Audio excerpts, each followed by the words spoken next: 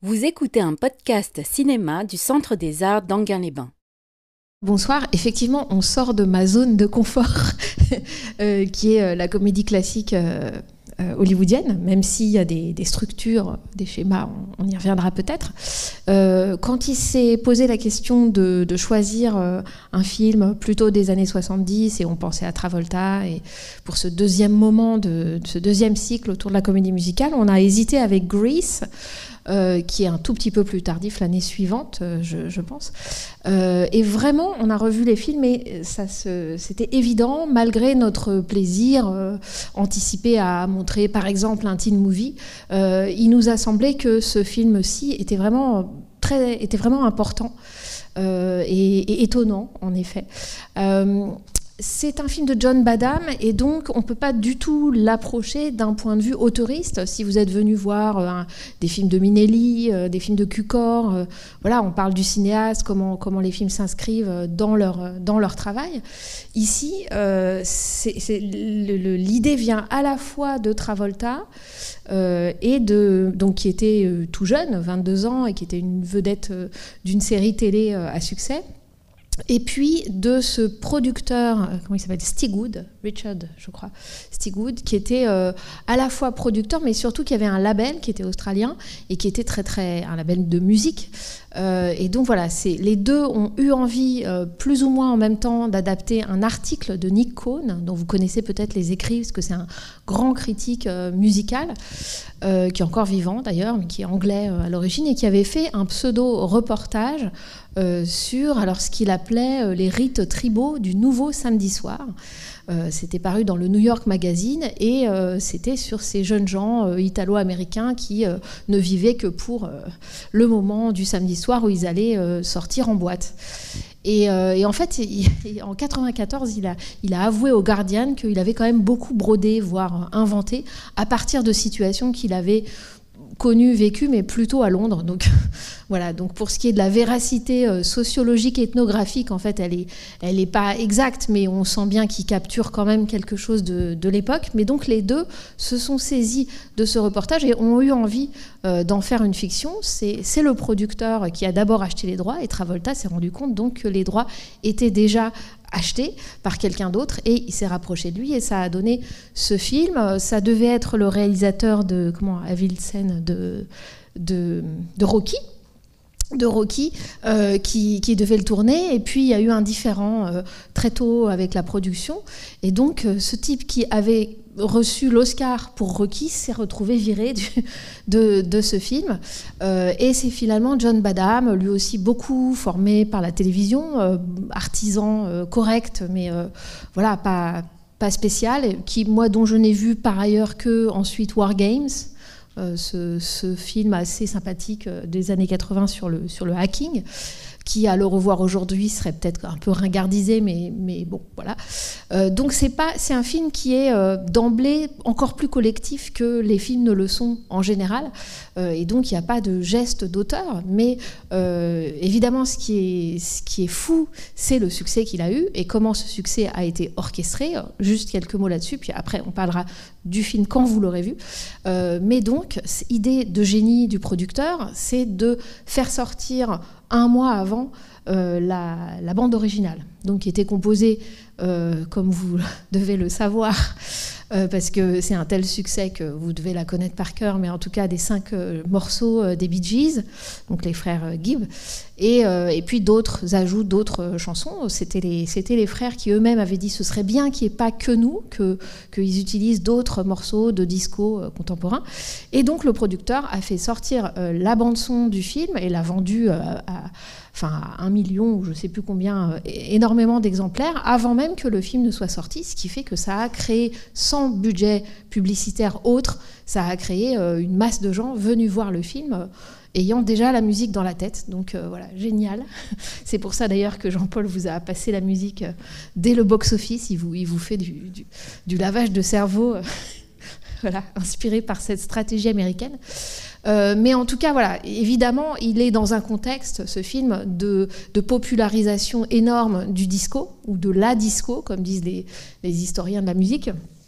Il est dans un contexte où, bon, moi je dis le disco parce que je ne suis pas historienne, où le disco est devenu quelque chose de très très mainstream, très pour tout le monde, très populaire, alors que il avait commencé dans les boîtes gays, noires, voilà, il y avait disons une racine communautaire à cette musique, et puis comme toujours, ça se passe toujours comme ça, les contre-cultures sont absorbées dans la culture populaire, et donc c'était le milieu des années 70, et vraiment typiquement ce moment-là, et puis très vite il va se ringardiser, et je pense que c'est l'une des raisons pour lesquelles le film est à la fois très connu, les chorégraphies imitées, parodiées, etc., mais quand même à ce sillage un peu kitsch, et donc on n'y revient pas forcément. On connaît les numéros ou les déhanchements de Travolta, mais on n'a pas forcément envie, en tant que film, de se replonger dans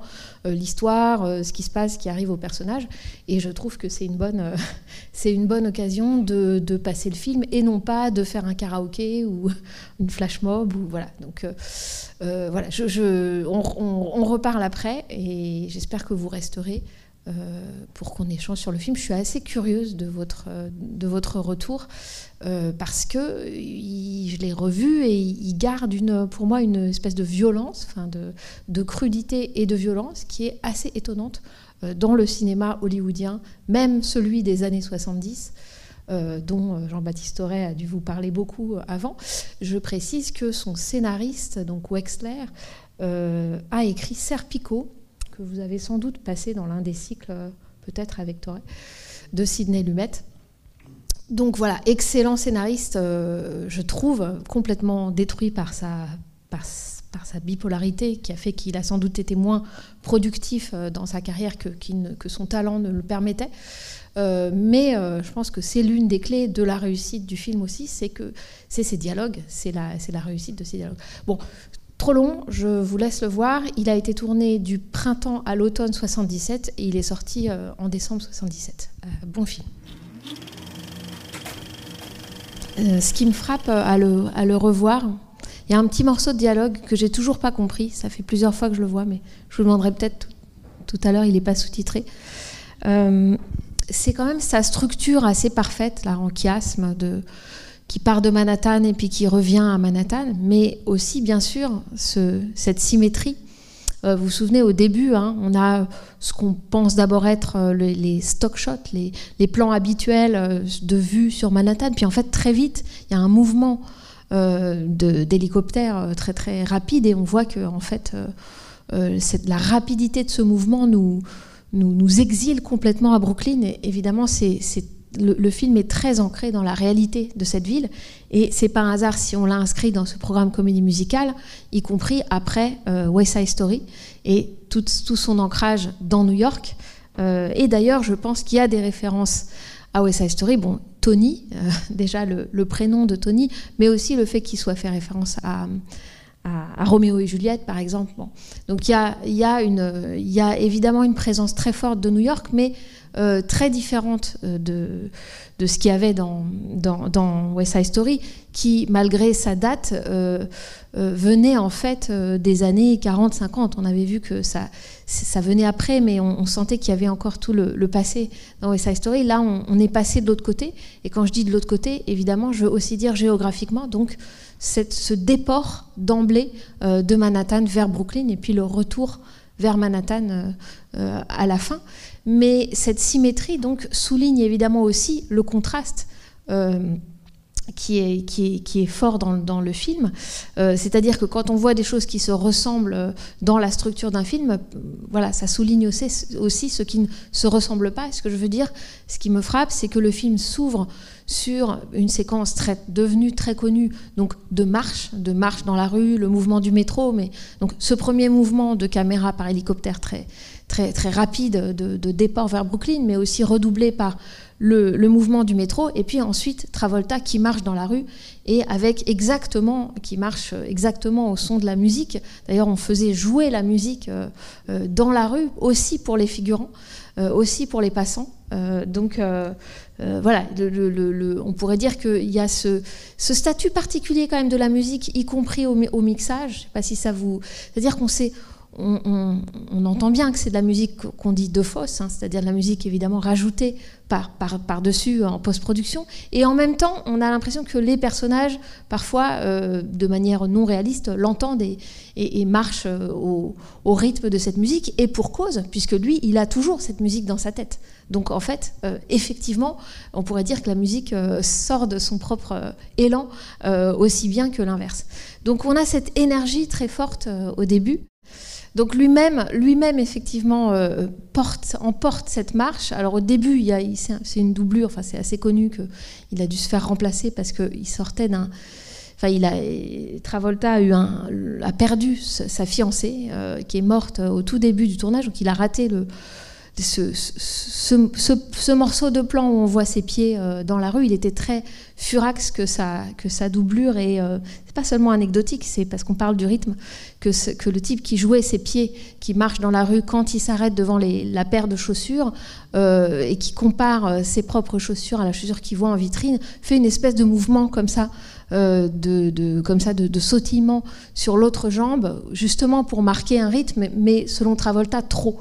Donc on voit que voilà, y a ce rythme, cette énergie, cette circulation qui est imprimée par lui, par le personnage, aussi bien que complètement imprimée par la mise en scène au début, me semble-t-il. Plus on avance dans le film, plus on va vers quelque chose comme un piège, quelque chose comme un englument. Évidemment, la mort tragique du personnage joué par Barry Miller, l'ami, bien sûr, mais aussi évidemment toute une série de choses qui anticipent ça, le piège étant lui-même devenant quasiment, en tout cas tentant de violer la jeune femme, donc s'enfermant, s'engluant dans quelque chose qu'il a déjà vu, qu'il a déjà subi et qu'il ne voulait pas a priori subir parce qu'on voyait que c'était quelque chose qui le paralysait lui-même, qui le dégoûtait. Et puis bien sûr l'englument, parce qu'avec l'anecdote du pont Verrazzano, le type mort dans le béton, évidemment on se dit que ça signifie aussi, forcément, on l'entend de manière rétrospective, comme cette espèce de danger d'être coincé. Hein. Et heureusement on pourrait dire qu'il trouve la force, qu'il trouve l'énergie, qu'il mettait complètement dans la danse, sur la piste, à s'arracher, pour s'arracher à son milieu, mais on ne sait pas vers quoi ou comment. Et donc la fin est un peu ouverte, mais c'est pas vraiment un happy end non plus. Mais en tout cas, je trouve intéressant quand même le fait qu'on se souvienne du film, surtout pour les chorégraphies, l'énergie du disco, et qu'en fait, il y a quand même une grande mélancolie, quelque chose évidemment de très grave, un mélange de drame et de comédie, mais aussi une mélancolie, y compris dans ce mouvement qui va de cette marche de la virilité complètement rutilante et caricaturale, évidemment, et comique, représentée de manière comique, parce qu'il se prend des râteaux dans la rue, évidemment, y compris dans cette première scène, mais en tout cas, et puis bien sûr, où est-ce qu'il va avec son pot de peinture ? Il va au turbin, il va travailler, et donc c'est déjà traité de manière comique, mais voilà, il y a cet infléchissement vers la fin où il y a cette sorte, oui, d'épée de Damoclès de ne pas pouvoir s'en sortir. Donc moi, ce qui me frappe dans le film, c'est à la fois que l'énergie de la danse, que quelque chose se joue sur la piste, de la possibilité qu'il aurait de s'extraire du déterminisme social, qui est partout ailleurs dans le film, qui l'entoure dans sa famille, qui l'entoure chez ses amis, qui l'entoure dans ses relations avec les femmes, etc. Puisqu'il est dans ce groupe, alors là encore, on pense à West Side Story, on voit l'aspect communautariste dans le mauvais sens du terme, c'est-à-dire la banalisation du racisme, du sexisme, de l'homophobie, voilà. Ça, on a vraiment un échantillonnage de ça, mais qui vient aussi du reportage dont je vous parlais, du texte sur lequel se base le scénario, ou de ce qu'a fantasmé en tout cas le journaliste. Et donc on voit bien que lui, il est en retrait de ça, mais en même temps peut-être suffisamment pas en retrait, ou peut-être que la danse serait, que la scène, l'espace de la danse, la piste, risque d'être un espace justement de rêve, mais aussi d'échapper, de escape, une sorte de second niveau qui lui permettait un exutoire, une sorte de décharge, mais par lequel il n'aurait pas besoin, du coup, de véritablement changer sa vie. Et je vous rappelle, pour ceux qui n'étaient pas là depuis le début de ce cycle, que c'est vrai que, évidemment, que les comédies musicales, leur enjeu, le plus souvent, c'est quand même la réinvention de soi par différentes étapes et différents rapports à l'autre, mais aussi à l'espace, de comment on investit l'espace dans un numéro dansé, et que, bien sûr, ça se joue là de manière très singulière. Vous noterez, je ne l'ai pas dit, mais vous aurez remarqué que ça doit être l'un des premiers films musicaux de DJ ou de playlist. Enfin, c'est-à-dire qu'il n'y a pas de numéros chantés. Hein. Ce ne sont que des numéros dansés. Et ça va lancer un style aussi. Bon. Donc voilà, je pose ces choses-là. Et puis ensuite, on peut tout à fait parler d'autres choses. Et notamment, pas d'autres choses, mais en tout cas de choses qui vous auraient particulièrement saisi. Et je disais que le film me semblait violent, cru, y compris dans ses dialogues, dans la représentation du corps, dans la façon, bien sûr, dont Travolta est filmé, et surtout dans cette scène assez connue où il se prépare. Donc deuxième sorte de scène d'anthologie, puisque d'abord il a des espèces de flash-forward ou de fantasmes de ce que va être le fameux samedi soir, hein, avec c'est assez surprenant dans le montage, on ne s'attend pas à avoir une anticipation de ce que sera la boîte de nuit dès la scène de la chambre. Évidemment, le décor de la chambre, ce qui est aussi frappant, c'est qu'en général, dans les films hollywoodiens, jusqu'à cette période, on ne fait pas trop allusion aux autres films contemporains.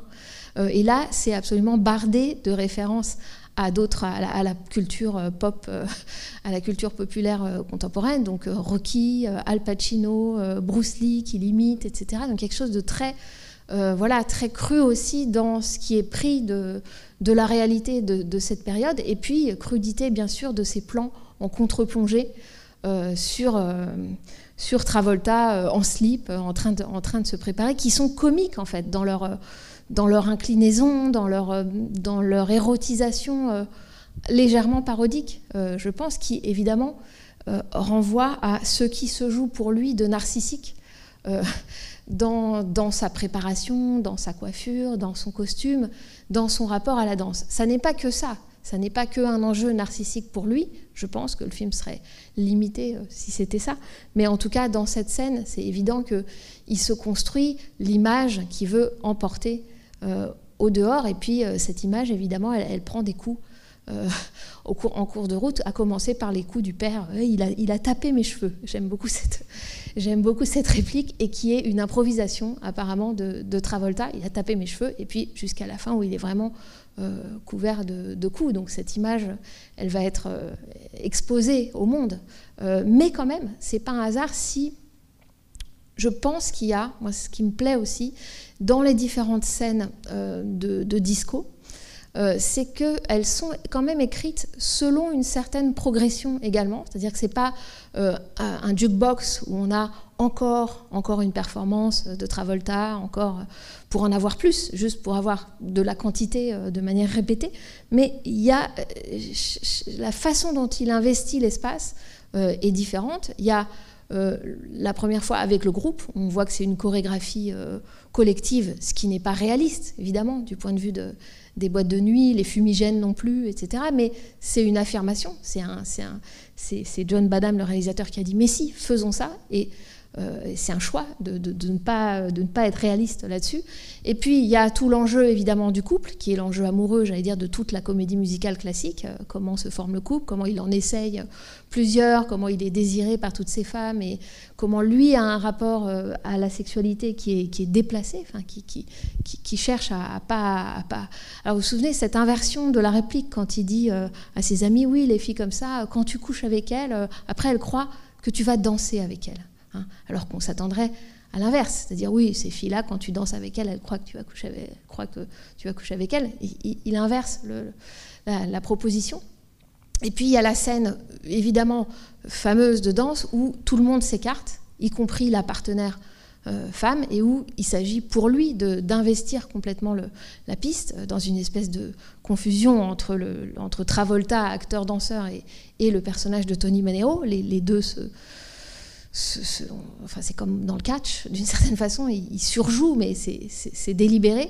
Et là, pour le coup, il y a un narcissisme très très fort, et on se dit que il y a eu, je crois, des études plus ou moins, ou des propos sociologiques là-dessus qui disent que le disco, qui est donc parti de cette culture noire, gay, des boîtes de nuit, cette culture marginale, enfin de minorité en tout cas, qui ensuite s'est répandue dans tous les grands médias et dans la population, et qui en fait annoncerait une sorte de passage de la contre-culture années 70, de la révolte années 60, années 70, vers le reaganisme, on pourrait dire, pour résumer, c'est-à-dire quand même une façon de penser tout en termes de commerce, y compris soi-même, y compris comment narcissiquement avoir de la valeur à ses propres yeux, et comment pouvoir se vendre dans cette société où il faut se vendre, parce que c'est comme ça qu'on peut survivre. Le mot survie est évidemment dans la chanson, dans l'un des morceaux des Bee Gees. Donc il me semble que voilà, les différentes, enfin, jusqu'à la séquence finale du concours, où là encore se joue très politiquement quelque chose, puisque la surprise est que lui ne veut pas du tout de ce prix, et que ce prix prouve une sorte d'apogée de sa prise de conscience politique à lui, du racisme foncier, et surtout du système, de comment fonctionne ce système que nous, on a vu dès le début à la table familiale, dans cette scène vraiment, là encore, si on peut en rire, assez drôle, c'est-à-dire où chacun littéralement tape son voisin, comme ça très très vite, ça part de partout, et on a l'impression d'une espèce de billard, de jeu de billard, ou de flipper, comme ça très rapide, la mère qui tape le père, le frère qui tape sa petite sœur, le père qui tape le frère, etc. Tac, tac, tac, ça part de partout. Et puis, à la fin, il va théoriser. Vous vous souvenez, à la fin, quand il dit « mais en fait, j'ai compris, tout le monde piétine tout le monde, et même les piétinés piétinent, en fait ». Et donc, ce qui nous apparaissait au début comme une circulation d'énergie dans la ville, les regards de drague, la marche, la danse, etc., apparaît aussi comme une circulation, pour le coup, de violence, de coups, avec aussi la bagarre finale, qui est rendue complètement absurde. Là encore, écho peut-être de West Side Story, sauf que la bagarre, à la fin, le type dit « mais non, en fait, si ça se trouve, c'était pas eux ». Donc, on est laissé avec une espèce de violence pure qui serait... Enfin, de violence pure du système. Le système fonctionne comme ça, comme une sorte de mécanique sociale, et où chacun tape chacun, et on verra qui survit à la fin. Donc le film est très, je pense, très noir pour ça aussi, enfin assez mélancolique. Est-ce que vous avez est-ce que des choses vous ont marqué, ou est-ce que vous avez des questions ou des protestations? Oui, écoute, je vais lancer la première remarque. Ouais. Je vais juste revenir sur le concours final, justement. Oui. Je trouve hyper intéressant parce que, comme tu dis, c'est une espèce d'apogée de prise de conscience politique. Enfin, et en fait, je crois qu'il dit quelque chose comme c'est truqué, en fait. Oui, et je trouve ça hyper fort, en fait, qu'il dise ça, parce que ça renvoie en fait à un commentaire finalement beaucoup plus global en fait sur la société et comment on fait pour s'en sortir, etc. Et ça renvoie aussi à peut-être...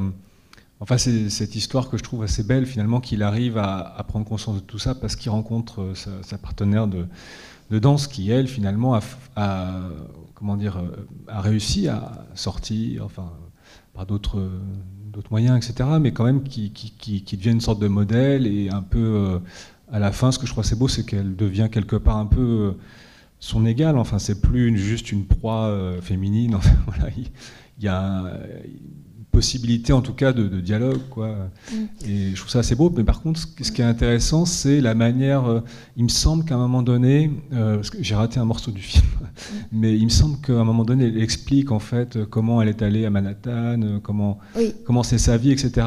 Et qu'en fait c'est... Enfin, voilà, elle a couché avec le type. C'est un peu ce que je voulais dire, c'est que ça aussi c'est truqué en fait. Oui, Et tout à voilà. fait. C'est aussi truqué. C'est pour ça que j'allais te répondre. C'est ça qui non, mais c'est ça aussi qui, pour moi, rend le film très noir au fond. Oui. Et que bon, même s'il y a une espèce d'espoir à la fin parce qu'il s'en sort si on veut, mais de l'autre côté du pont, en fait, à Manhattan, voilà, est-ce que l'herbe est plus verte? C'est aussi truqué. Ouais. Oui, cette idée des dés sont pipés et c'est truqué, it's rigged ou it's fixed, enfin il disait it's rigged, c'est ce qu'on dit aussi pour les matchs de boxe.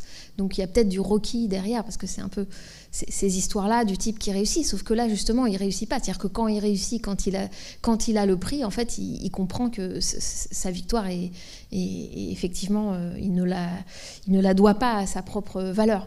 Alors sur le fait qu'il trouve cette partenaire et que cette partenaire lui permette ce changement, cette réinvention de soi, c'est intéressant parce qu'on retrouve vraiment ce qui structure la comédie musicale, et je pense que j'en avais parlé la dernière fois à propos de My Fair Lady, à savoir My Fair Lady, c'était la petite vendeuse de fleurs Cockney qui parle Cockney à Londres, et puis le professeur de linguistique bourgeois, et comment en fait le plus souvent les récits dans les comédies musicales, c'est des couples, mais des couples au sein desquels il y a une très grande différence d'âge, de classe, de vision de la vie, etc. Et tout le film consiste à pas seulement à les faire se retrouver ou se rencontrer, mais à travailler, disons, ces différences et comment ces différences sont des allégories de la différence sexuelle d'une certaine façon. Et là, on retrouve un peu ça, mais de manière assez intéressante.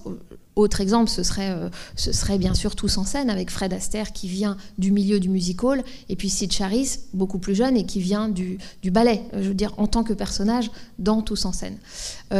Ou Chantant sous la pluie, c'est pareil, il y a un acteur de cinéma, et puis une qui dit non, moi je ne fais que de la scène. Bon, il y a toujours ces différences-là. Et ici, la différence, elle est pipée. Elle aussi, elle est truquée, la différence. Parce que justement, ils sont pareils. C'est ça qu'on comprend. C'est-à-dire qu'elle est aussi de Brooklyn. Elle boit du thé, mais elle n'aime pas spécialement le thé. Elle boit du thé au citron parce que ça fait distinguer. Voilà, elle s'est façonnée. Au début, moi, je pense que le film la filme et la fait dialoguer de telle manière à ce qu'on trouve ça tout simplement snob. Enfin, c'est la définition même du snobisme, et c'est pas un personnage sympathique. Et puis, plus ça avance, plus on se dit que ce mode-là est évidemment un mode de construction de soi, comme il y en a d'autres, comme il y en a par la danse. Elle le fait aussi par la danse. Au début, d'ailleurs, je ne sais pas si vous avez vu, puisqu'il y a des danseuses classiques dans la salle, elle fait un petit peu de danse classique comme ça quand il rentre dans le studio. Elle tend même pas ses pointes. C'est même pas crédible. Et on se demande, donc elle n'a pas du tout un port de danseuse classique ou comment on appelle ça, une posture voilà, qui est crédible, et on se dit, est-ce que c'est le personnage ou est-ce que c'est juste l'actrice et personne n'y a rien vu? Mais en tout cas, on se dit, elle serait bien capable, ce personnage, aussi de poser à la danseuse classique, alors qu'en fait, comme lui, elle vient du même milieu, qui est d'ailleurs pas un milieu si défavorisé que ça. Bay Ridge, si vous connaissez un peu Brooklyn, c'est un quartier du sud-ouest de Brooklyn qui est pas très, à l'époque même, qui est pas très très pauvre. Enfin, on voit bien, ils habitent dans une maison. Alors, le père est au chômage parce que je pense qu'il est un ouvrier, et les ouvriers du bâtiment, comme plein d'autres ouvriers, ils sont dans des unions, dans des syndicats, et c'est le syndicat qui leur donne le travail ou pas. Donc, des fois, ils sont arrêtés. C'est un truc collectif qui fait qu'ils sont arrêtés pendant des mois et qu'ils doivent accepter ça. Et ça fonctionne de cette manière. Donc, à la fois, il est au chômage, mais à la fois, c'est pas tout à fait la même chose que ici, bon, c'est une parenthèse, mais donc il a ses origines ouvrières. Et c'est vrai que elle, on connaît moins son milieu, mais ce qu'on voit en tout cas, c'est qu'elle a déjà décidé de s'en extraire, de s'inventer un personnage, de parler différemment, de prendre des cours, de manger pas les mêmes choses, de s'habiller différemment. Lui, je trouve plus touchant, évidemment, parce qu'on le voit au début dans sa famille, avec les spaghettis, et c'est hilarant et en même temps très touchant qu'ils mettent cette espèce de nappe sur sa chemise pour pas se tacher. Et qu'en même temps, il y ait cette petite broderie, enfin ce petit motif qui revient dans tout le film, de petites références à la religion, évidemment cristallisées autour du frère prêtre, mais avec d'autres, le frère qui dit « Ah, ils s'écartent tous, comme devant Moïse, quand tu avances dans la boîte de nuit », ou bien, voilà, il y a des références religieuses qui sont pertinentes, parce que elles sont pertinentes. Pourquoi? Bon, d'abord parce qu'on est dans ce milieu d'italo-américains catholiques. Travolta l'était à moitié, puisque sa mère est d'origine c'est une irlando-américaine, tandis que donc son père est italo-américain. On voit la mère, d'ailleurs, la mère et la sœur de Travolta ont des toutes petites apparitions. Mais il me semble que là, la référence, c'est pas du tout West Side Story, c'est pas même La Fureur de vivre, dont on voit bien que les jeunes gens un peu délinquants, ils viennent de ce film extraordinaire de Nicholas Ray de 1955. Mais là, plus précisément, je pense que John Badham, il pense à Scorsese et à Mean Streets, ces espèces de petites frappes comme ça, mais avec tout imprégné du catholicisme dont il s'arrache, mais dont il reste, qui les habite. Et puis aussi un autre film que je vous recommande si vous arrivez à le trouver, il doit se trouver, qui est le documentaire que Scorsese a fait sur ses parents et qui s'appelle Italian American. Et c'est tout simplement, il filme ses parents, notamment sa mère. Le générique d'ailleurs, c'est la recette de la sauce tomate, les boulettes à la sauce tomate. Donc il filme sa mère chez elle et j'ai l'impression que là, c'est vraiment inspiré de ça. C'est-à-dire comment on filme toute cette difficulté à s'extraire de ces valeurs familiales et en même temps sans les haïr pour autant. Ça, je trouve qu'il y a tout cet aspect dans le film qui est très touchant et qu'on oublie, disons, quand on se focalise uniquement sur la dimension comédie musicale, disco, concours, et qui est liée, malgré tout, à la danse. Cette dimension, disons, catholique italienne, parce que dans le traitement très érotisé évidemment du corps de Travolta, qui a perdu 10 kilos pour faire le rôle, enfin bon, il y a tout cet effort, toutes ces épreuves pour arriver à avoir cet aspect-là, et cette agilité-là, et faire ces acrobaties et tout ça qu'il ne pouvait pas faire avant de faire le film. Mais quand même, il y a eu l'idée que peut-être la piste permet d'accéder à une sorte de corps de gloire, je ne sais pas si on dit ça, mais voilà, qu'il y a quelque chose de mystique, de potentiellement mystique dans cet accomplissement physique, quoi. Donc voilà, il y a un déplacement, mais c'est pas tout à fait. Je pense que c'est lié. Oui, autre chose aussi, quand vous parliez de l'effort de vivre, moi j'ai une petite. Je trouve que l'affaire de vivre, il y a le couple Natalie Wood et oui, bon. Et il y a à côté, donc il y a aussi sur le livre, il y a ce jeu avec la mort qu'on retrouve sur Paradise Bridge. Et il y a aussi le jeune garçon qui fait une fixation sur le couple, l'acteur principal, déjà joué ce mot, et ici, Travolta. Oui. James, merci. James Natalie Wood. Ah, voilà, c'est ça, James Wood. Et puis il y a aussi un jeune garçon qui fait une fixation lui aussi. Salmineo. Une fixation, ça fait. Et en fait, on trouve aussi celui qui conduit la voiture, celui qui ne se fait pas frapper la figure. Oui. En fait, j'ai l'impression que why did you call? You didn't call. Vous n'avez pas appelé. Il serait un rapport justement d'admiration, de fixation entre le personnage de La Fureur de vivre et celui-ci. Ouais, pourquoi t'as pas appelé? Oui, vous avez raison. Ce personnage du buddy, du copain, mais qui lui dit d'ailleurs dans ce film-ci, qui lui dit mais en fait vous y arrivez toujours, vous retombez sur vos pattes et moi il m'arrive que des emmerdes. Puisque les autres aussi ont une activité sexuelle, etc. Mais il n'y a que lui qui se retrouve dans la situation où là, le comique de répétition est en même temps un tragique de répétition, avec cette histoire qu'il essaye de raconter à tout le monde pour trouver une solution pour que sa petite amie ne reste pas enceinte.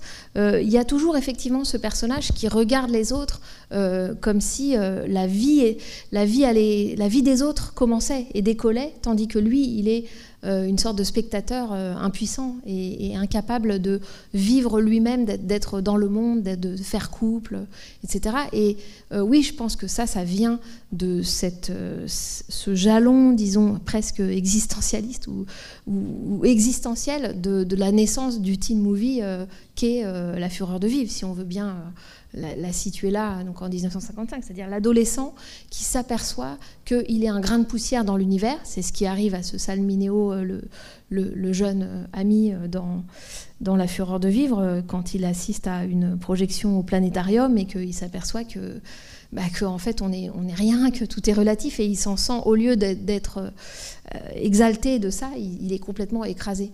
Et ça, évidemment, c'est resté dans les personnages de jeunes gens.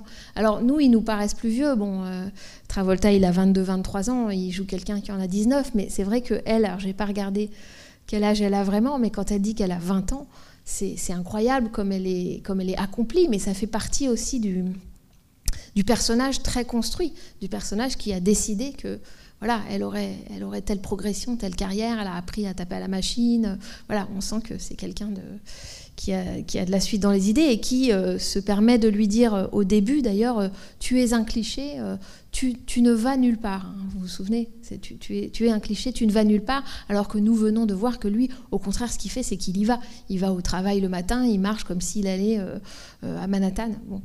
Donc oui, tout à fait, ça vient de ça, de cette définition de l'adolescent ou de la jeunesse comme étant déjà consciente que quelque chose va finir, ou qu'elle est elle-même déjà un point de perte, de mélancolie de l'enfance. Je pense que c'est effectivement là dans le film. Mais quand même, la particularité de ce film, moi, ce qui me frappe, c'est que on est évidemment après la censure obligatoire hollywoodienne, et que là, il y a une charge, il y a une façon d'exprimer et de montrer la sexualité qu'on ne voit dans aucun film avant, et qu'on n'entend dans aucun film avant. Les dialogues sont extrêmement sexuels, enfin très très crus, y compris scatologiques, alors ils ne sont pas tous complètement traduit, faute de pouvoir adapter le langage. Je ne pense pas que ce soit de la censure, c'est juste pas toujours facile à traduire, mais c'est extrêmement frappant. Ça a beaucoup choqué, il a failli être X, carrément. Donc c'est aussi un film qui continue à choquer de ce point de vue-là, et y compris la représentation de la sexualité, y compris dans ses conséquences, c'est-à-dire la paternité obligée pour ces jeunes gens qui veulent se sortir du schéma de leur père, de leur famille, et qui en fait retombent dedans par leur mode de vie. Et puis d'autre part, le viol quand même, c'est-à-dire le fait que, y compris le héros, ce qui est hyper choquant dans un scénario, on arrive à faire une tentative de viol, ce qui est quand même incroyable d'arriver à nouer ça à l'intérieur d'un récit et de le finir malgré tout comme il finit. C'est une sorte de... Alors après, il y a des gens qui trouvent que ça marche pas, mais moi, je trouve que ça marche plutôt, et que c'est quand même osé de ce point de vue-là. Ça va loin, parce qu'on peut aussi, à cette époque-là, malgré tout, même si on scandalise, le film est sorti, et donc il est vu, il est entendu. Oui, alors moi je m'en souvenais pas du tout. Je crois que je l'ai vu, mais en fait en le revoyant, je me dis... je ne m'en souvenais pas du tout. Peut-être vous avez vu un clip du C'est ça. Ouais. Et en fait, moi, je suis frappé, en effet. C'est vraiment un film des années 70, quoi. Le côté un petit peu désespéré américain des années 70. Parce que quand même, moi, ce qui me frappe dedans, c'est comment, et c'est dit d'ailleurs, quelque part, l'ascenseur social, ça n'existe pas. Que toutes les idoles ou les modèles qu'on se fait, il n'y en a aucun qui marche. Le père, ça ne peut pas être un modèle. Le frère curé, lui-même, ça ne marche plus. Il s'auto-défroque. Voilà. Oui. Le petit Bobby par rapport au truc, etc. C'est quand même incroyablement désespérant, quoi. Et en fait, effectivement, finalement, la seule voie qu'il trouve, c'est de franchir le pont, de fuir, en fait, sans savoir vers quoi on va, avec quelqu'un qu'on aime pas, on n'en sait rien, mais on se dit, peut-être on va se serrer les coudes, quoi. Je trouve qu'il y a des côtés un petit peu, finalement, de... Je sais pas, mais ça m'a fait penser un petit peu à des films de Duvivier, etc., à l'époque de La Belle Équipe, etc.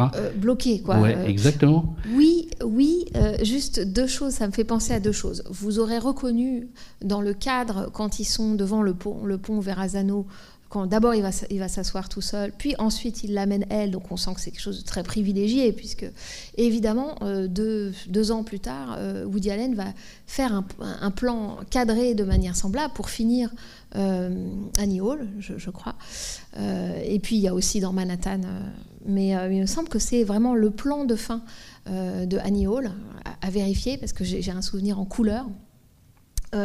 Et donc, en fait, ce qui est amusant à penser, c'est que lui, il filme le côté bourgeois, enfin intellectuel / bourgeois, ou bobo, on dirait maintenant, de l'autre côté, parce que c'est filmé de Sutton Place, donc, c'est-à-dire East, mais très chic quand même. Et donc, on voit l'autre côté, quoi. Donc, je trouve ça assez beau que finalement, ces plans-là aient précédé ceux de Woody Allen, qui ont ensuite été, eux, complètement fétichisés dans l'histoire du cinéma, dans le rapport de nous, spectateurs européens, à New York, et y compris dans le film qui s'appelle Manhattan lui-même de Woody Allen, où il commence avec son magnétophone à dire qu'est-ce qu'il aime, et ben j'aime ci, j'aime ça, à New York et tout, et où c'est une image complètement nostalgique, idéalisée, enfin rêveuse, donc qui répond à celle-ci, mais qui est beaucoup moins désespérée et qui est presque un peu, du coup, rétrospectivement, je me dis, un peu confite, enfin un peu complaisante, disons, dans quelque chose d'esthétisant. Alors que là, on a le contre-champ à Brooklyn et qui est quand même plus intéressant, finalement, je trouve, me semble-t-il. Et puis l'autre, le fait que ce serait une noirceur à la Duvivier, je trouve que c'est une bonne comparaison. Si on compare, mettons, Renoir avec Duvivier, Renoir, on a toujours l'impression qu'il y a une lumière, il y a quelque chose que le film, dans sa mise en scène, fraye, quoi, qu'on va sortir du trou d'une façon ou d'une autre, tandis que Duvivier, non, c'est vraiment la chape. Et est-ce que là-dedans, il n'y a pas quand même cette espèce de recherche de sortie par le film lui-même, par sa mise en scène, et non pas simplement celle de recherche de sortie des personnages au sens... Il me semble quand même que dans sa mise en scène même, le film arrive un peu à dépasser cette mélancolie absolue et cette... mais j'arrive pas exactement à mettre le doigt sur ce qui me permet de dire ça. Mais peut-être que vous savez. Merci. Je ne sais pas si je vais aller dans votre sens, mais j'ai été frappée par la blancheur, la candeur des personnages du couple à la fin. Ils sont tous les deux de blanc vêtus. Mm. Et je repensais aussi à ce don, ce legs que le frère prêtre défroqué du coup fait à son petit frère, en lui léguant ce qu'il trouve, c'est-à-dire ses habits de prêtre. Et donc John Travolta joue avec. Et je me disais qu'il y avait dans cette transmission quelque chose de la spiritualité, en fait. Ah oui, mais il se pend à moitié avec. Il se pend, oui. Mais pour autant, je me suis demandé si la quête spirituelle, en fait, ne passait pas. Le frère lui donne sa tenue, et voyant en lui qu'il a vu danser, peut-être celui qui sera capable de continuer la quête de l'esprit, en fait, à travers la danse. Ce qu'il voit en lui, et d'ailleurs il est appelé par ses copains The King of Kings, le roi des rois, etc.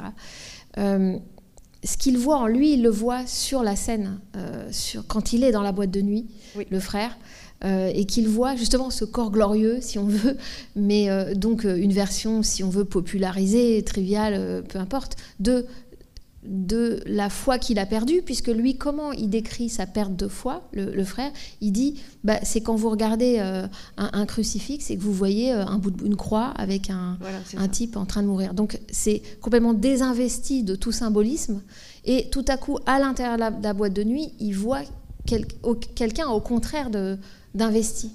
Mais il me semble que même ça, comment dire, peut-être quand même que le film, même ça, ne mise pas non plus tout là-dessus. C'est-à-dire qu'il serait presque, là aussi, un peu complaisant s'il y avait juste cette translation-là. C'est-à-dire que si effectivement, il y avait le passage de relais du frère qui ne peut plus croire, voilà, qui est au bout de ses capacités, on ne sait pas trop pourquoi d'ailleurs, à son petit frère qui lui, a priori, est athée, veut s'extraire de cette famille, de cette tradition, et qui en fait récupérerait par le costume, parce qu'il paraît le plus extérieur et le plus changeant, quelque chose de cette spiritualité, oui, mais je pense que le film a l'intelligence, disons, de continuer ensuite l'espèce de glissement, quoi. C'est-à-dire qu'il n'érige pas ce jeune anti-héros ou ce jeune héros en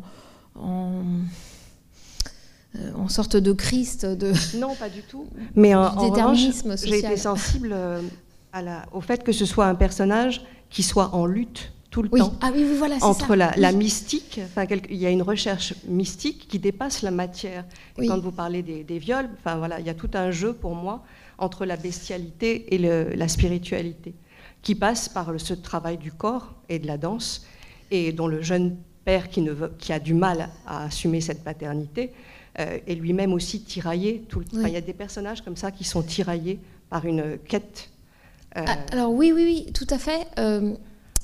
Ce qui me rappelle ce que je voulais dire sur peut-être que le film arrive à un troisième terme, disons, qui ne soit pas simplement c'est mort, nos futurs, à la très années 70, c'est cette scène assez étrange où il a une augmentation de 2,50 $ et où il dit non mais c'est super, etc. Et le patron tellement...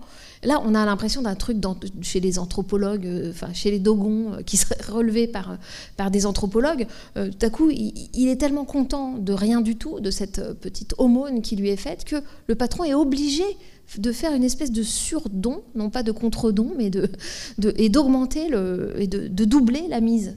Et c'est très étrange, cette attitude-là, et du patron, et de lui, très très content, alors qu'on lui donne presque rien. D'ailleurs, le père lui rabattra son caquet tout de suite en disant que 4 $, ça vaut même pas 3 $. Et en fait, je me suis dit que cette attitude-là qu'il avait, c'est pas seulement, c'est une attitude positive, très bien, ça va entraîner du positif, c'est pas ça. C'est que c'est en fait une forme de révolte. C'est-à-dire que de saper chez le dominant, chez le maître, chez le patron, tout ce qu'on veut, l'espèce de jouissance qu'il y aurait à vous voir lutter et à vous voir vous plaindre et à vous voir dire « mais je suis exploité », etc.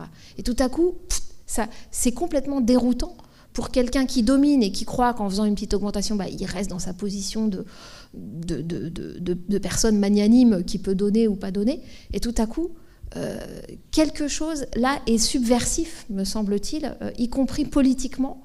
Et je trouve que le film porte une force de subversion, à la fois dans l'énergie, tout simplement l'énergie physique, vraiment la corporelle, érotique, tout ce que vous voulez, qui arrive à combiner d'ailleurs un imaginaire érotique hétérosexuel et un imaginaire érotique homo-érotique.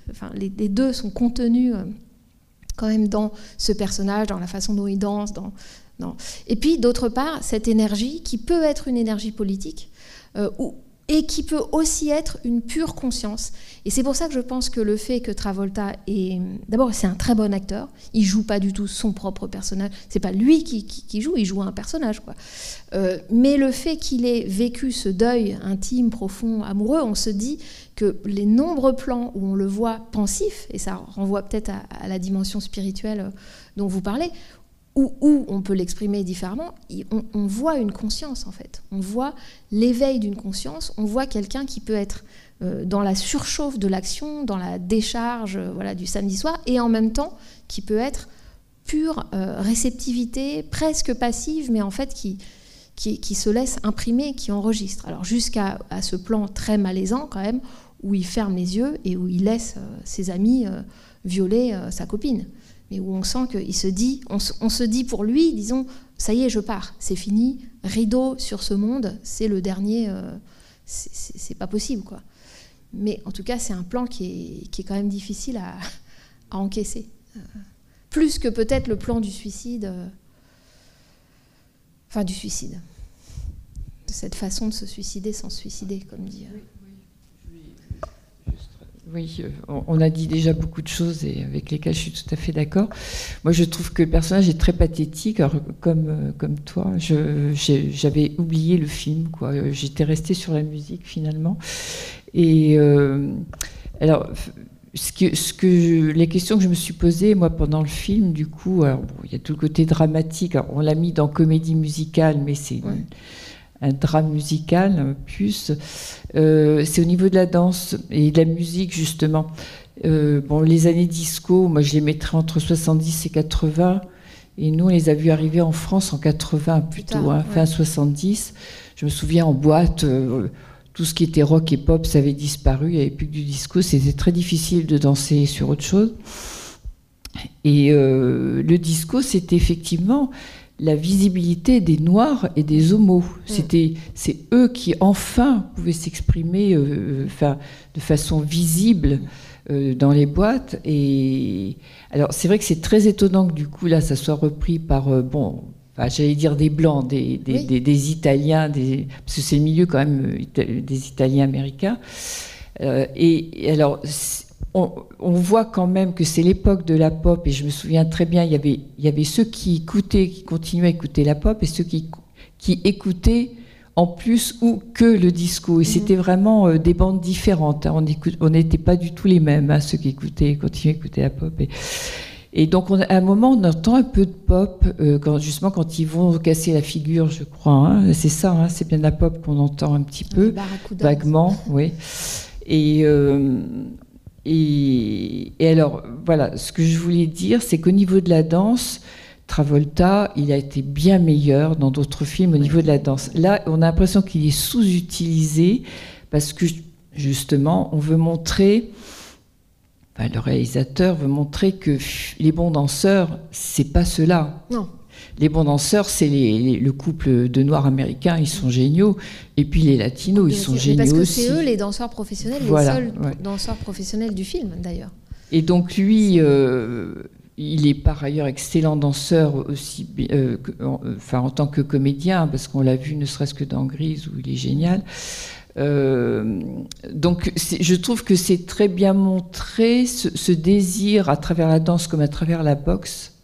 On peut penser au film de boxe quand on voit ce film, ce désir de s'en sortir, les héritiers. Enfin voilà, on est d'un milieu et on voudrait bien pouvoir accéder aux étoiles, comme il lui dit à un moment. Voilà, donc je voulais revenir sur cet aspect musical, parce que vous aviez, cité le classique, mais je trouve qu'il faut aussi pas perdre de vue qu'à l'époque, il y avait toujours la pop. Oui. Oui. Mais c'est intéressant parce que en fait, c'était la gloire, c'est le moment de gloire, disons, populaire du disco, mais c'est évidemment aussi son dévoiement. Mais ça, je pense que c'est l'histoire de toutes les musiques qui commencent marginales et puis qui ensuite ont du succès. Donc c'est qu'elles sont appropriées par les dominants, les blancs, quoi, en gros. Donc même là, si c'est les Italo-américains, il y a quand même un truc communautaire assez fort, mais ils sont racistes. Les Spics, c'est les hispaniques. Voilà, les niggers, voilà, il y a des blagues là-dessus sur les homos noirs. Donc le film montre ça. Il montre que c'est une appropriation par les blancs de ces danses. Et d'ailleurs, le DJ, qui est un vrai DJ, Monty, il est noir et c'est une grande figure, c'est un grand DJ de la communauté homosexuelle noire disco. Donc le film est conscient de montrer ça, de montrer cette popularisation, de même que, je crois, 2 ans après, il y a eu ce truc complètement fou. J'ai vu des images, mais très... Et je pense qu'il y a une archive plus longue, mais j'ai vu que quelques images où je ne sais plus quel animateur, je crois, à télé, a rassemblé dans un stade tous ces... Ça ne vous dit pas quelque chose, cette histoire? C'est tous ces disques de disco, parce qu'il y avait un fort mouvement de « on n'en peut plus du disco ». « We hate disco, death to disco ». Et tout ça, parce que c'est devenu... on n'en peut plus, quoi. Et donc, il a fait un autodafé de disques de disco dans un immense stade, mais vraiment un truc... on n'imagine pas ça, c'est-à-dire voilà, concrètement de dire mais ça suffit en fait le disco, mais là on est au moment où il est en pleine gloire, mais très vite en fait. Mais c'est marrant parce que ça me fait penser à ce que j'ai pu dire il y a longtemps quand on parlait de Busby Berkeley et du fait qu'on montrait ces comédies musicales du début des années 30. où en fait les gens ils en ont déjà marre de la comédie musicale, alors qu'on est en 32. Ils en peuvent déjà plus, alors que le cinéma il est parlant depuis 3 ans. En fait, on en a tellement fait, on a tellement nourri le cinéma de ça pour dire ça y est, il parle, on va mettre de la musique et tout, que en fait on sature complètement. Et c'est comme ça que ça marche Hollywood, c'est-à-dire que c'est le système de l'usine, quoi. Si un produit plaît, bah, on en fait d'autres plus ou moins bons, meilleurs ou pires, et puis très vite on écœure, mais c'est pas grave parce que ça se transforme, il y a toujours des variations en cours de route, etc. Mais je pense que ce phénomène-là, on peut pas c'est historique, quoi. C'est une sorte d'évolution sociale. Mais dans ce que vous dites, quand même la conclusion, ce serait on n'a que son corps. Que ce soit la fille qui a dû coucher avec le type pour avoir l'appartement à Manhattan en disant il m'a aidé, ou que ce soit lui qui donne aussi de son corps de plein de façons, c'est ça, c'est marxiste, enfin d'une certaine façon, c'est, je sais pas, enfin, on est la force de travail qu'on a. Donc la danse dans ce sens, et il y a eu quelques textes là-dessus, est filmé comme un travail. Il y a même eu un texte qui interprète précisément certains gestes dans la chorégraphie de Travolta, qui n'est pas de Travolta, qui est de Lester Wilson, qui était un chorégraphe noir, mais en fait il a quand même beaucoup laissé Travolta un peu en roue libre, et je pense qu'on le voit dans la chorégraphie. Il y a des gestes qui sont interprétés comme étant des gestes de travail, et que donc son travail, c'est d'être quincaillier, et que donc c'est pas un hasard si on le voit avec les pots de peinture là qui sont touillés, et qui font aussi référence à ce qu'elle dit quand elle dit « get your shit together », et il dit « bah oui, il y a qu'à touiller, on fait de la purée, etc. » Il y a un texte d'une théoricienne du cinéma qui interprète ça en disant c'est une danse de métier, comme il y a en ethnographie, en Afrique, voilà, tel artisan ou tel qui a une danse, un rituel particulier. Là c'est la danse du quincaillier avec s'essuyer sa sueur, remonter son pantalon, remonter ses manches, etc.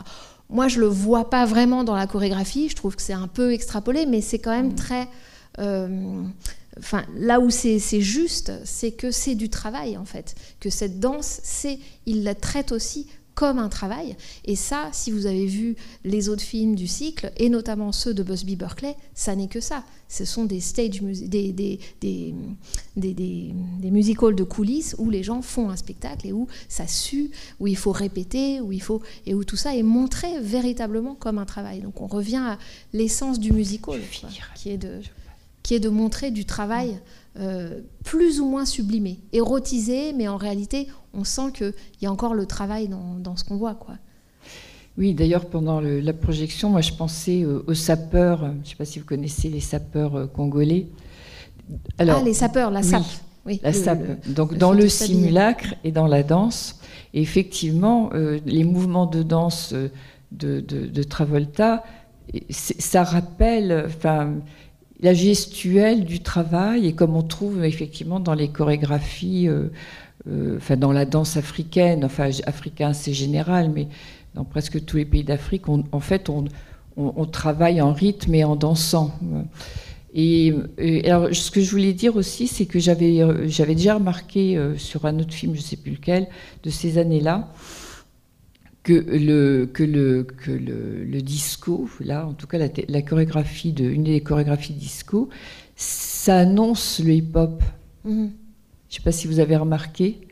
Il y a une gestuelle, puis d'ailleurs à un moment il danse au sol,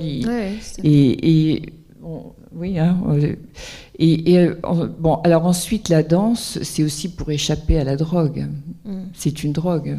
Oui, il dit vous pouvez pas vous défoncer avec la danse. Il faut qu'en plus vous preniez de la drogue. Il faut qu'à la place vous preniez de la drogue. Oui, lui c'est son. Mais c'est pas un exutoire. C'est ça que je trouve bien dans le film, c'est que c'est pas montré uniquement comme un exutoire. Il y a quelque chose en miniature du récit qui est rejoué sur la scène. On n'a pas parlé des trucs en couleur qui ont été mis. Je crois que c'est l'élément le plus cher de ce décor, alors que tout le reste est pris sur place. La quincaillerie, c'est une vraie quincaillerie. La boîte, c'est une vraie boîte, etc. Mais ils ont quand même fait mettre ces dalles colorées qui interagissent avec. Donc il y a quand même eu un peu de travail de ce point de vue-là, mais effectivement, c'est pas simplement une échappée. C'est pas simplement une drogue de la même façon que les autres prennent de la drogue. Il y a quelque chose quand même de plus élaboré là-dedans. Oui. de plus travailler, quoi. Plus satisfaisant en tout cas, c'est sûr. Avec Oui, qui se travaille, disons, Oui. qui le travaille et qui se travaille, et qui réélabore quelque chose du corps de son père, enfin du corps d'ouvrier, de travailleur du bâtiment, quoi. Mais C'est qui sûr, danse. Parce que le père, quand Tony il est se content prépare, il ressort de la chambre en faisant des petits mouvements. J'ai trouvé que ça vraiment très très beau, parce que on sent que le père finalement il est pas si loin que ça de son fils, sauf que il a pas eu ce choix. Il a travaillé, il a monté sa famille sans être occupé, même s'il est au chômage au moment où on rentre dans le film. Je vous laisse parler. Oui, à propos de Franck et Tony, je pense déjà ils se retrouvent d'une certaine façon au moment où Franck défroque. On ne sait pas trop quel rapport ils avaient avant, mais de fait, ils se rapprochent énormément. Et ce qui est amusant, c'est que Tony emmène Franck dans la boîte et avant de repartir, Franck lui donne sa bénédiction d'une certaine façon. Et on sent que pour Tony, c'est une façon d'être vraiment reconnu. Et peut-être aussi que pour l'augmentation que lui donne son patron, alors, je ne sais pas s'il y a dans la visée du scénariste quelque chose de vraiment politique ou marxiste, comme vous le disiez, mais pour lui, je pense qu'il le prend comme une reconnaissance aussi. Oui, c'est ce qu'il dit à son père, oui. Qu'il n'a pas de son père. C'est ça, donc... Et après, pour revenir à Franck, quand Franck s'en va, il lui dit... Il faut que tu partes d'ici, toi aussi, tu vas faire quelque chose de toi. Tu vas y arriver. Oui. Et dans la dernière scène, on ne sait pas trop s'il va vraiment y arriver, mais il y a quelque chose, il a passé un cap, quoi. Là, on sait que... C'est le geste de la chapelle Sixtine, là, les deux mains. Oui. Oui. Juste, je trouve intéressant le plan, enfin le moment de la séquence dans la boîte qui est assez longue avec le frère, où finalement le prêtre tout à coup accepte, alors qu'il déteste être appelé père, mon père, etc. Il dit non, appelez-moi Franck, tout le monde continue à l'appeler mon père. Et finalement, l'autre est tellement insistant avec son histoire d'avortement que, tac, à un moment, il tourne la tête et il décide de l'écouter. Et on voit que ça y est, il s'est remis en mode prêtre. Et où il écoute, il est bien obligé, il écoute ce que lui demande le garçon qui parle des hosties. Enfin bon, c'est assez drôle, c'est comme terrible, mais drôle. Et là, on voit dans le contre-champ sur Franck que quelque chose advient qui fait qu'il quitte la boîte de nuit, en fait. Que la soirée se termine là. C'est à ce moment-là qu'il décide de partir. Donc il a entendu la confession de ce garçon et on voit une espèce de grande pitié, mais à mon avis, ce que nous, spectateurs, on est amenés à penser, c'est « Ok, mon frère, ça peut pas être... Il peut pas lui arriver ça. Il faut pas qu'il lui arrive ça. » Et donc, il y a un double mouvement. Il y a « Je reconnais que tu es le roi des rois à l'intérieur de ce milieu, mais il y a aussi un point de bascule où dire « Non, mais pars !» Et c'est assez rare qu'on arrive à montrer ces deux choses quasiment concomitantes, quoi. Enfin, c'est un double discours d'une certaine façon, mais qu'on comprend dans ce petit mouvement où il quitte la soirée en prétextant, voilà. Et ça aussi, c'est très Scorsese, je trouve. Oui, enfin, moi je trouve que, en fait, on voit le personnage de Travolta pendant tout le film, en fait. Oui, et de toutes les scènes, oui. Il cherche. Et au fur et à mesure, en fait, à la fin, il n'est pas sûr d'avoir trouvé sa foi, mais d'avoir trouvé sa voie, plutôt. Mais il a fui, il est passé à autre chose, il a franchi le pont, tout ça. Mais effectivement, il y a tout un tas de situations, où, notamment avec son frère, ce qui est très frappant quand le frère s'en va. Après, Travolta est tout content. Il a dit, et quelque part, ça lui avait enlevé un poids. C'est-à-dire qu'en fait, je trouve que c'est un personnage qui se trimballe en fait des poids pendant tout le film, et qui petit à petit essaye de les enlever ou ils s'enlèvent par eux-mêmes. Quelque part, le personnage de Bobby qui lui collait au basque, c'était un poids aussi. Oui, tout à fait. Même si après, il va se retrimballer un autre poids qui est celui de la culpabilité de ne pas l'avoir appelé. Enfin, il y a une espèce de, non, mais de pas jeu. Tellement, en fait. Pas tant que ça, pas oui. Tant que ça. Absolument. Oui, c'est assez frappant de voir comment ils s'en affranchis vachement vite de ça. Oui.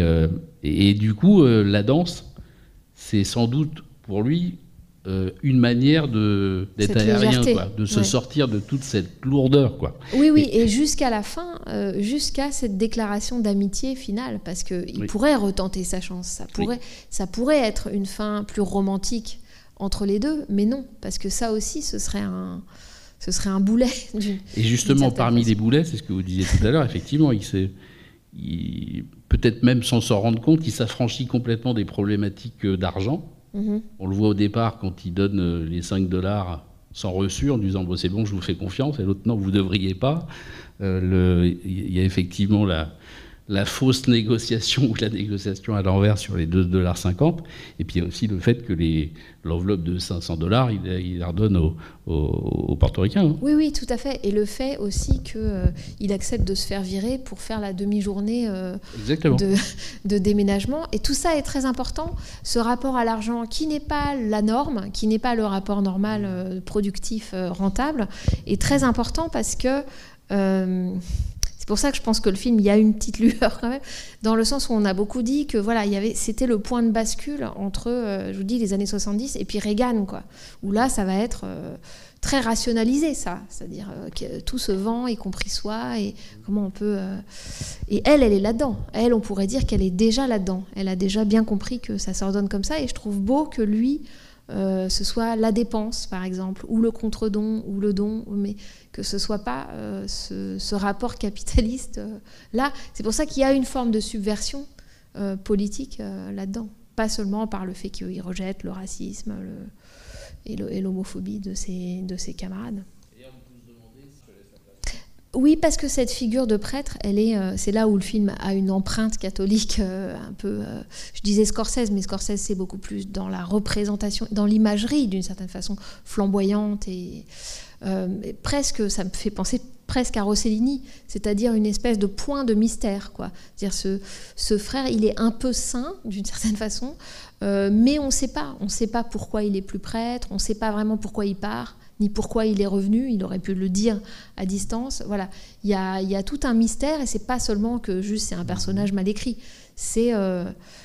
il est inscrit dans la dynamique familiale des vases communicants, si on considère que tout le film, c'est un film sur la circulation d'énergie, de coups, de violence, d'énergie corporelle, de fluides sexuels, etc. Il est aussi inscrit dans cette circulation-là, le frère, parce que c'est génial les quelques phrases qui se disent, et puis je trouve que Travolta les dit magnifiquement quand il est allongé. Il dit bah oui, alors en fait toi, comme t'es un peu moins bien, bah moi je vais être un peu mieux. Et donc ces vases communicants, ils fonctionnent aussi bien sûr dans l'économie familiale, et c'est ça aussi qui allège. Et ça parle de la valeur, si vous voulez, ça parle c'est la bourse, quoi. C'est déjà, c'est ce Wall Street qui s'est complètement effondré, mais qui est en train de remonter et qui va remonter beaucoup dans les années 80. Mais quand même, c'est son propre système de valeurs, ou c'est sa compréhension de la valeur. Je trouve ça, et puis quand même comique, assez drôle. Ce propos, il ne faut pas oublier que les États-Unis d'Amérique sont d'abord un pays capitaliste et surtout puritain. Et que le puritanisme veut dire c'est-à-dire que si on est très riche et tout ça, on va au paradis. Ah oui. Alors que le catholicisme, les hyphenated, Italo-American, Irish American, Irish, les Irlandais, les Italiens sont catholiques.